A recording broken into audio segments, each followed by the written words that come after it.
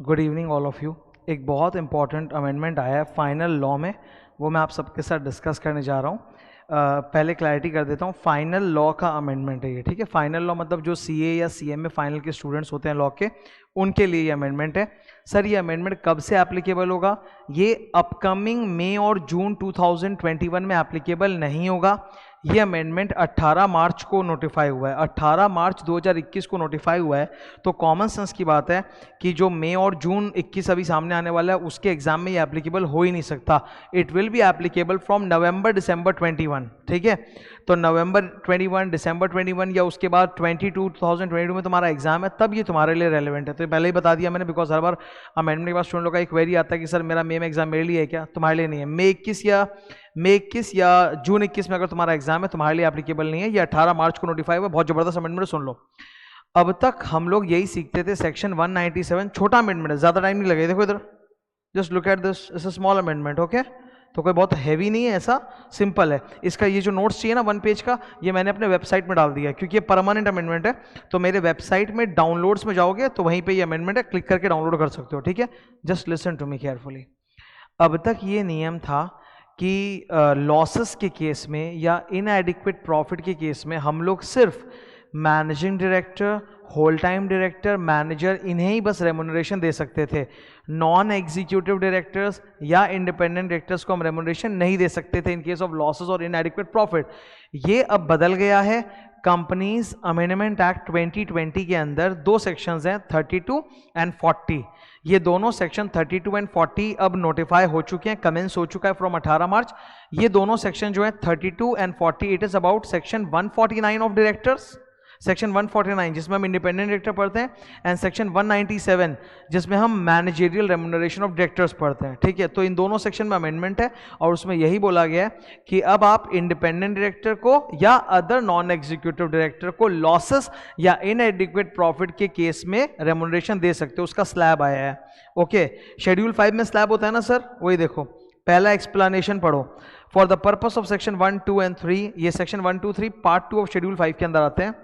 The term other director shall include non executive director और independent director, ठीक है। तो यानी कि अब प्रॉफिट्स में तो दे ही सकते थे, लॉसेस के केस में भी आप इनको दे सकते हो। इनका स्लैब आए, देख लो आप जरा ये, ठीक है। There is no change in the first 2 columns. ये जो इफेक्टिव कैपिटल की लिमिट है 5 करोड़ के अंदर 100, 250, ये वही है। मैनेजरियल पर्सन का जो रेम्युनरेशन का लिमिट होता है 60 लाख, 84 लाख, 120, वो वही है, खाली ये नया आ गया है, ओके। ये तुम कैसे ला सकते हो? डिवाइड बाई 5 करके। तुम ना इसको डिवाइड बाई 5 कर दो तो ये आ जाएगा।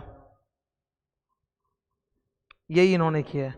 मतलब ऑब्वियस सी बात है, जो मैनेजेरियल पर्सन होते हैं, ठीक है, मतलब MD, whole time director, they should get more, they work more in the company. और जो अदर डायरेक्टर होते हैं जैसे non executive independent, they work less, तो उनको कम मिलना चाहिए। और ये ईयरली रेम्युनरेशन है, ठीक है। ये देख लो, 60 lakh divided by 5 12 lakh, 84 lakh divided by 5, ये करोगे तो 16.8 आता है। तो उसको उन्होंने राउंड ऑफ करके 17 लाख कर दिया। 120 डिवाइडेड बाय 5 24 आता है। फिर नीचे भी 120 प्लस 0.01%, तो उधर है 24 प्लस 0.01%। तो इन्होंने बेसिकली क्या किया, नॉन एग्जीक्यूटिव डायरेक्टर्स और इंडिपेंडेंट डायरेक्टर के लिए दरवाजा खोल दिया कि लॉसेस या इनएडिक्वेट प्रॉफिट में इनको भी हम रेम्युनरेशन दे सकते हैं। उसका स्लैब नहीं हुआ करता था, अब आ गया है। बहुत अच्छी बात है, क्योंकि अब दे सकते हैं तो स्लैब भी आ गया। इनके स्लैब को डिवाइड बाई 5 करो, वो आ जाएगा। सिंपल मैथ्स है। अगर कभी भूल गए सर उसका स्लैब क्या था, कुछ नहीं, डिवाइड बाई 5 करो, आ जाएगा, ठीक है। अच्छा, बहुत सारे स्टूडेंट्स को ये भी एक डाउट होता है कि ये जो आप रेम्युनरेशन देख रहे हो ना, 60, 84, 120, ये सारे मतलब मैनेजर पर्सन को मिला के कि पर पर्सन है? ये पर पर्सन लिमिट है सर, पर पर्सन है, ठीक है। ये लिमिट जो होता है ये पर पर्सन होता है। जैसे आपके कंपनी में, फॉर एग्जांपल जस्ट आपके कंपनी में एक एमडी है और 4 होल टाइम डायरेक्टर है। एक एमडी है, 4 होल टाइम, तो 5 लोग हैं। तो ये मत सोचो कि ये जो 60 लाख का लिमिट होता है ये पांचों को मिला के देना है। नहीं सर, ये 60 लाख अलग अलग है। 60 लाख, 60 लाख, 60 लाख, 60 लाख, 60 लाख। वैसे ही यहां जो आप ये 12 लाख की लिमिट देख रहे हो, डोंट थिंक कि सारे नॉन एग्जीक्यूटिव डायरेक्टर्स को मिला के है। आपकी कंपनी में सपोज 5 नॉन एग्जीक्यूटिव डायरेक्टर है, तो 12 लाख पर पर्सन है। 12 लाख, 12 लाख, 12 लाख, 12 लाख, ठीक है।